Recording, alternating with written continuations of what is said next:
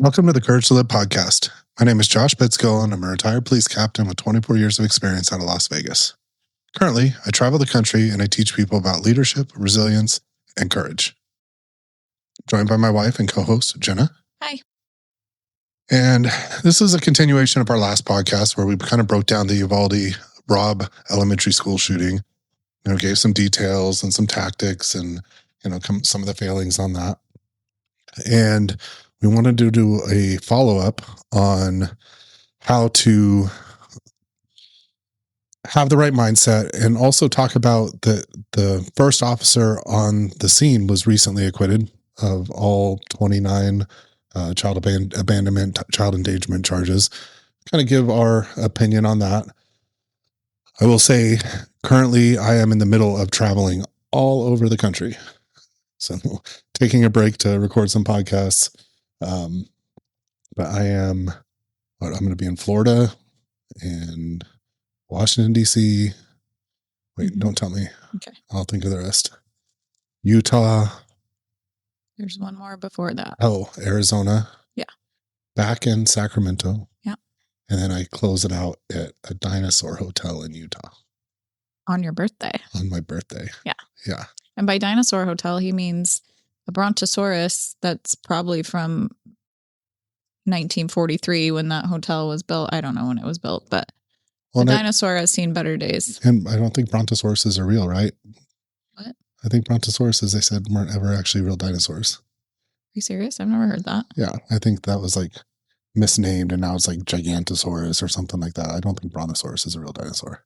But did they have long necks? Yeah, that's just, it was a different like species of dinosaur. I don't know. Don't fact check that. I don't even think dinosaurs really exist. Oh my gosh. Anyway, before we I'm go down. I'm not allowed to speak of these things on this podcast. Before we go down the conspiracy. Wait till you see my sweatshirt for the next episode. Jeez. Yep. So anyway, off the conspiracies and on to Uvalde. Tragedy. Yeah. So yeah, last episode we broke down kind of the nuts and bolts of what happened in Uvalde. And in this one, we have that's why we're talking about it now, is the officer, the first arriving officer, Adrian Gonzalez, was charged with 29 counts of child endangerment, child abandonment. One count. So I was wrong. It wasn't 40. It was in the last. I'm going to correct myself from the last podcast so that Sir from LinkedIn doesn't come after me. He was charged with 29 felony counts of child abandonment and child endangerment, one count for each child killed or injured, based on allegations that he failed to follow active shooter training by not immediately confronting the gunman as the shooting unfolded. Well, yeah, and then Arredondo was charged with 11 counts, which is, I think, where you got the right. That's 40 from. Yeah. So sorry, LinkedIn man. Yeah, sorry, LinkedIn man. I need to give him a name. What was the one on one of the tabletops they said? Was it like Chester or Clyde? Right. Clyde in their jurisdiction cost him a bunch of headaches. So Clyde is now LinkedIn man who doesn't like us. I'm sure there's more than one, but we'll sorry, Clyde, for the mistake. We'll make sure we don't do it again. Yeah. We're going to share a lot of opinions today, so he should be satisfied. Yeah, or he won't like the opinions, and then that. Yeah. So again, he was the first on the scene. He arrived, made contact with school employees who were giving him information on like where the suspect was, what had happened, and basically start begging him to go stop the shooter. Correct. Right. And he decided to call this out as a barricade, as I mentioned in the last, which you don't rush forward on. And I think there's a lot of mindset that goes into that, right? Is I think our brain can play tricks on us and say, oh, this is a barricade because you're trying to protect yourself, right? You're trying not to do the hard thing. I'm sure nobody wants to run in and face their own mortality in that way. Yeah. I mean, it's a tough decision. It's scary, right? As you know. As I know. And because of his failure to act, he was ultimately criminally charged. And during the trial, I think it was like 9 days of testimony. They had expert witnesses, family members of some of the victims come in and tell their story. And I mean, obviously, I can't even imagine being in that courtroom, even as an observer for that long, how emotionally heavy it would have been. I mean, you're talking about the worst of the worst, right? Like dead kids, like that is that, and being confronted with your failure of action. And I think that would be very difficult for anybody. And also, just like I said, being an observer there and hearing the emotion on people's voices and the gravity of what they're talking about. And I think the defense's whole case or whole, like what they were saying was there were 376 officers on this that also didn't act. Correct. That he was unfairly singled out as a scapegoat for a much broader law enforcement failure that involved hundreds of officers. Yeah. And I mean, I can almost see like what else was going on in their training and their policies and all of that, that all these officers failed to act. And I think that we talked about the lack of leadership and diffusion of command in the last one and kind of explaining that, not excusing it. But that being said, taking this one situation, this one officer, his failure to act, I'll tell you that I don't think it was a wrong decision to charge him criminally. I don't either. And why I say that is like my whole career, when I was a new officer, when I was in the academy, everybody would always say, oh, this is a job that if you don't act, you don't do what you're supposed to do, you could end up in jail. And I've seen officers end up in jail for uses of force and stuff like that, but I haven't seen it for somebody that was, failed to act. But that was always said, oh, this job is so serious that you could be criminally charged if you don't act. And like as you should, because you're taking an oath when you decide to become a police officer. You are taking an oath that you will do that, right? Mm-hmm. You're making a promise that you understand that that's part of the job and that you're willing to do that. Yeah. Well, I can tell you, like personally, if not that I would fail to act. I mean, I have not in the past failed to act. But if for some reason that was me, I don't know how I could live with myself. I would be like, yeah, throw me in jail. I deserve it. Mm-hmm. I mean, even the guilt that I have for some of the things that I've been on that I beat myself up on because I thought, oh, could I have been faster? Could I have made better decisions? Even though the outcome was, favorable for this situation, I still beat myself up over it. So it's hard to, put myself in that person's shoes. I'm going to fight. And maybe if I was, I would. I don't know. But I can tell you that, like, personally, yeah, he should have been criminally charged. Well, Mr. Gonzalez appears to I'm not saying he doesn't have any guilt. I'm sure he does. But when the verdict was reached and he was acquitted on all charges, which I find, I guess you couldn't just charge him with one and not any of the other 28. But I find it truly, truly wild that he was acquitted, but that's neither here nor there. After the trial, he thanked the jury and said he stood by his actions that day. Scale of 1 to 10, when I read that last night, how mad was I? Because, I mean, I can't imagine having a tragedy like that happen and being first on the scene. Okay, he stands by that he called it a barricade, but you still can't acknowledge that that was the wrong decision. You can't say to these victims' families, I made the wrong call. Nope, I stand by my actions, but I'm very sorry it happened. Like, yeah. Ew. No, Ew. That's hard for me to wrap my head around. Like, I can sit and say, I can name every mistake I've made on pretty much every critical incident. And I don't hide those. I want to help other people with those mistakes that I made. I stand in front of rooms of hundreds of thousands of people where I talk about specific mistakes I've made and how not to make those same mistakes. So to say I stand by my actions, like, that's a hard pill to swallow. On top of getting acquitted in the first place, I'll say I don't think you should have been. That's my opinion. No. But on top of that, to then afterwards not show like remorse for your actions, like when you have it's not just you and I sitting in our bedroom calling, saying that this guy made the wrong call.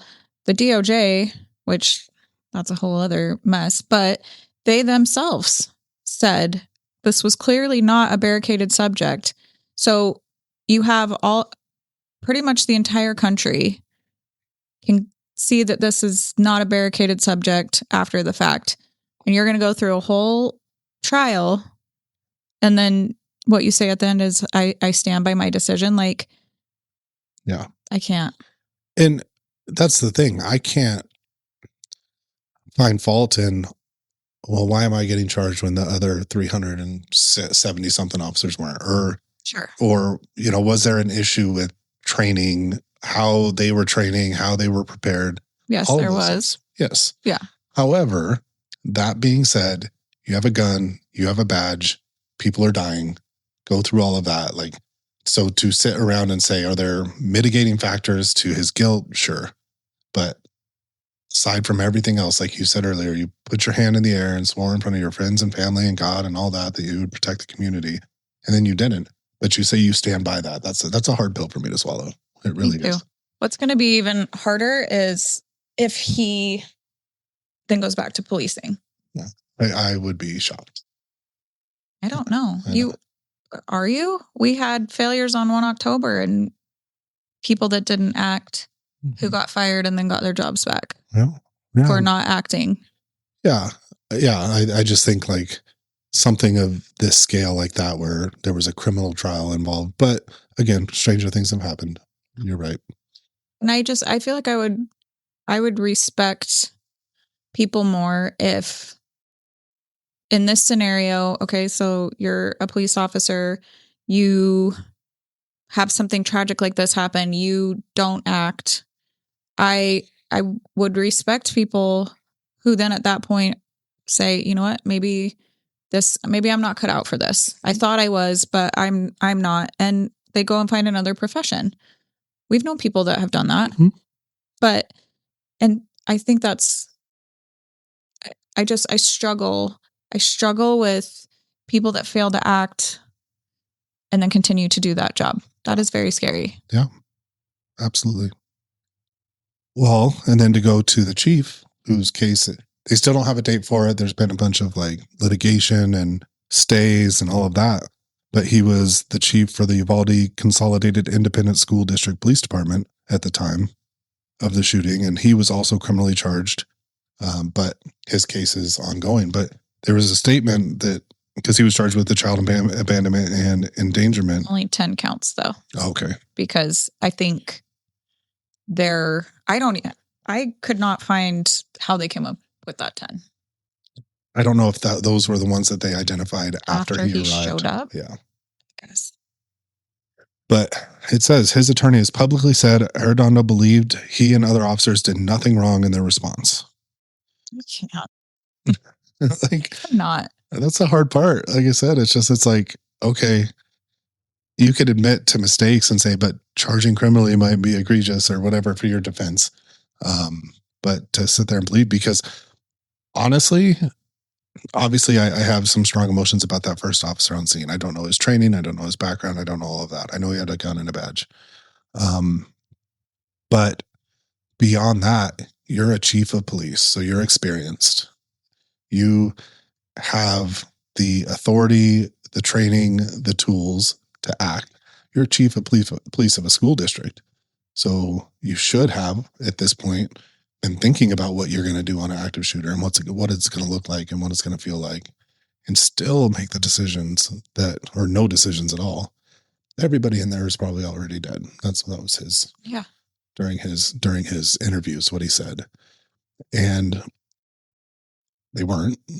And so now to know after everything to still say we did nothing wrong, again, it's kind of gross, to be honest. That's why I'm saying you. Yeah.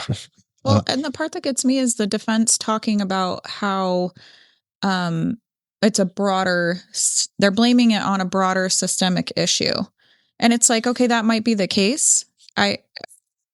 But so that means that he shouldn't be criminally charged, that there should be no consequences for any of their actions because it's a broader systemic issue. That also is a little bit crazy to me. Well, on top of that, And I've seen this time and time again in many aspects of policing. I wasn't trained to do that. So, I didn't receive the proper training to do this one thing. But Well, every police officer receives active shooter training, correct? At different levels. There's some small agencies that don't invest in that. So I'm not going to blanket say they don't have maybe the same training I have, right? I've been the basic one that the department teaches. I've been to SWAT school and all of these things. But with that being said, go get the training yourself. Right. There's plenty of companies out there that do training. I'm friends with some guy named Andrew. I can't remember his last name, a former Navy SEAL that does this type of training. And yeah, pay your $400 and go to training yourself. Like it still blows my mind that, that we have access to so much and invest in yourself and your own training to become a better cop. Because, I'm a school district chief. I'm a school district cop. There's a good chance that I'm going to be one that is on scene or arrives to something like this. So I need to be prepared. Well, yeah. And shame on this chief for being the chief of a school district, knowing that an active shooter at a school is a probability and not investing, because that was part of the DOJ report, right? Was that they did not have the proper training. None of them did. And so shame on him for being the leader of that organization and not investing in the training that he should have for his own people. Well, and on top of that, I look at the videos from inside the school and I see all the different cops and all their tactical gear, different mismatches. They have the 5.11 plate carriers, cry gear, the Daniel Defense rifle that probably cost $2,500 plus all the little gadgets they put on it. So they invested in that stuff. Yeah, that makes them look like cool guys. Yeah, I mean, I had all of it too. You're a cool guy. Not anymore. I'm an old guy now. But I'll invest in all that. But when it comes to preparing myself for it, that's the agency's job to do. Right. And yeah, I agree. But if they're not doing it, go out there and get the training yourself. And on top of that, the tactical training, then there's the mindset training. And if you need that, we know a guy. I do that. We know a company. It's called Bitsko Consulting. Go visit our website. Yes. Reach out, send a message. I'll let you know where our next training is. But that is a gap I see more often than the tactical training, because most, like I said, I can't speak to every department's training, but I travel a lot. I'm with the other departments. I ask them about their active shooter training, and a lot of them get that. They get very similar to what I got. I'm sure there's small agencies of 10, 12 people that haven't, but well, that's kind of why we started this company, is that we noticed there was a gap in training, and police officers, like you say it all the time in your class, you're standing up in front of a room full of strangers and you say, I could grab 5 of you right now and we could make a stack and we could go take out an active shooter, most likely, right? Because everybody has very similar active shooter training since Columbine. When I say everybody, I say most police officers. Apparently there's smaller agencies that don't active shooter train, which is truly wild to me. Yeah. With where we are at in this country. Yeah, because active shooter incidents are not just big city problems. No. Not, I mean, we're talking about Uvalde, Texas. I could not show you where that is on a map. Yeah. Josh can't even show you where Texas is on a map. I can pick Texas. Ask me to pick out like Missouri and I'm going to have a hard time. I think it's a square and I think it's somewhere in the middle of the country, but geography is not his strong suit. Not even close. But anyways, we digress. We digress. So active shooter training is pretty standard as far as the tactics, the tactical side of it. But we started this company because there was a real gap in there is no training for mindset. And so that's what we have set out to do, because having been the tactical element on the largest mass shooting in U.S. history, having been the incident commander over a mass stabbing on the Strip where 8 people were stabbed, and then incident commander over an active shooter at UNLV where 3 professors were killed and 1 was injured, you have, not by, your own doing, but you've been forced to develop a mindset that can get you through a critical incident while still performing your job, which is clearly evident that I obviously there were a lot of things that happened in Uvalde. There was, as we've discussed, the lack of everything, right? But most importantly, I think there was a gap in the training of their mindset. They didn't have one, it appears. Well, and what we set out to do is to try and fill that gap. Well, we worked with police researchers and shout out to Dr. Tamara Harold and psychologists And Dr. Tenney. And people to help kind of give us real science-based ways to overcome the most common emotions you feel. Because again, we all know what to do for most of us, but it's the how to do it when you're feeling stress, when you're feeling fear, when you're feeling anxiety. And so, we develop those tools to overcome the physiological effects of these difficult emotions and then the emotional regulation needed. And I do think that type of mindset. So, listen, Dr. Gilmartin wrote books even when I was in the academy about the warrior mindset, and it's really good stuff. He's still speaking. I do. Yeah. And it's really good stuff. But I wanted to continue off of that of like, okay, you have the warrior mindset, but what's next? What if that doesn't work for you? What are some real tactics and tools that you can use in the moment to push past the difficult nature of what you're about to do? Well, and first and foremost, it's knowing that you are going to feel hard emotions on a critical incident. You're going to feel fear. You're going to feel anxiety. You're going to want to freeze, right? You're going to feel an array, maybe one of those, maybe all of them, but you're going to feel that. And so one, understanding that you're going to feel it so that you can prepare to mitigate your responses to those emotions in the moment. So very briefly, because this is, if you want to know more and get more in depth on it, Josh writes extensively in his book on all of these things, but so fear being one. Yeah. So primarily, fear, there are ways to navigate through fear. You can't be fearless. You can't have, you see I've been to Police Week and you see all the devil whispered in my ear, you can't handle the storm. And he responds, I am the storm, or whatever. That's not realistic, right? In the moment when you're feeling fear, you can't just picture whispering back to the devil. But, there are ways to, including breath work that I talk about in the book, to control your breathing, crisis rehearsal while you're on your way, like different things. Once you're able to identify that's what you're even feeling in the moment, that you can control the physiological effects of that emotion.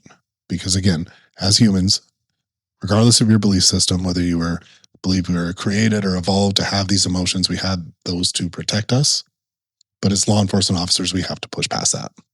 And we have to expect it. We have to be able to prepare for it and then navigate through it.